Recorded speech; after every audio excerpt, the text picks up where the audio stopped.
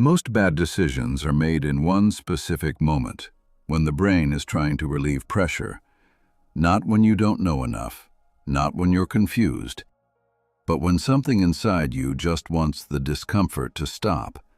And in that moment, the brain doesn't choose what's right, it chooses what feels safe. And this is why regret is so confusing. When you look back, you're not thinking, "How could I be so careless?"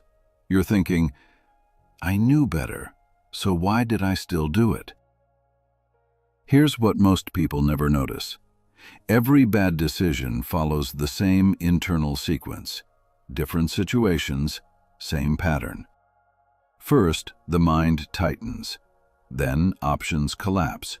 Then urgency takes over. And once urgency is in control, logic becomes decoration. At that point, advice doesn't help, because advice assumes your mind is calm, and it isn't.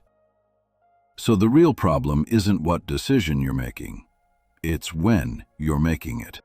Which raises an important question. If the mind follows this same pattern under pressure, how do you interrupt it before urgency takes over? Not by forcing clarity, not by thinking harder, but by changing the conditions the brain is operating in. There's a simple way to do that. I remember it using the word calm. Not as a mindset, but as a sequence. Let me walk you through it the way you'd actually use it. C stands for context. Before you choose anything, pause for about 10 seconds. Not to think, just to notice. Ask yourself, am I calm enough to decide, or am I trying to escape a feeling? That distinction matters more than people realize. If the answer is escape, don't decide yet. That usually means doing something simple, slowing your breathing, stepping away for a moment, or delaying the decision by a few hours. Because a decision made in a charged state isn't really a decision, it's a reaction. And when emotion is high, waiting is often the smartest move you can make. A is for alternatives.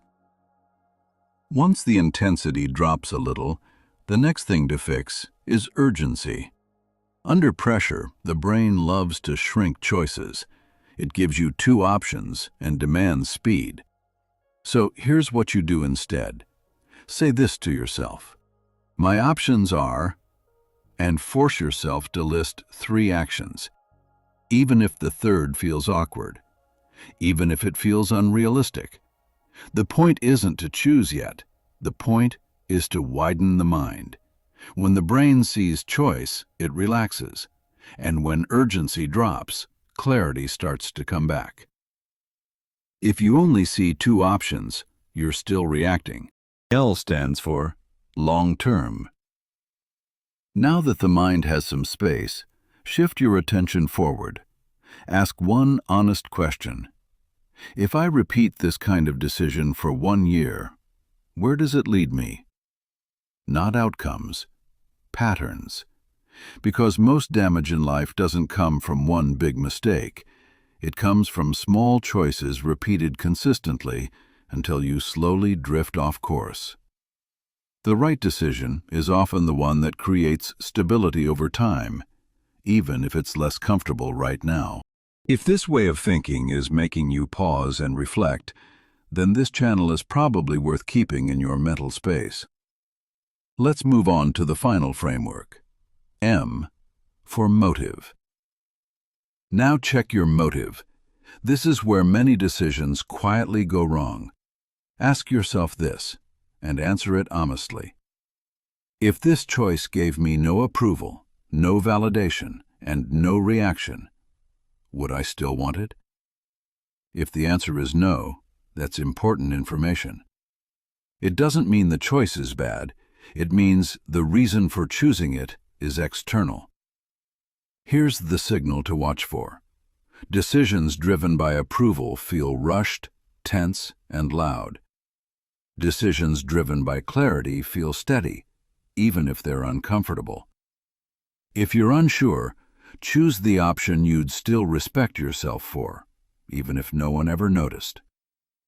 If a decision needs applause to feel right, it usually isn't. So, just to bring it together, when a decision matters, slow the moment first. Check the context you're deciding from. If emotion is high, don't choose yet. Widen the picture with alternatives. If you only see two options, pause.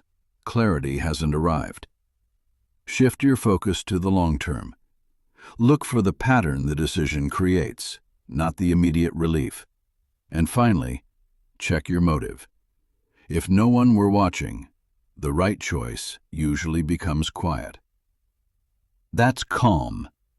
Clear decisions don't come from confidence. They come from structure. And when the mind is calm, choices stop fighting you. Catch you soon in another meaningful topic.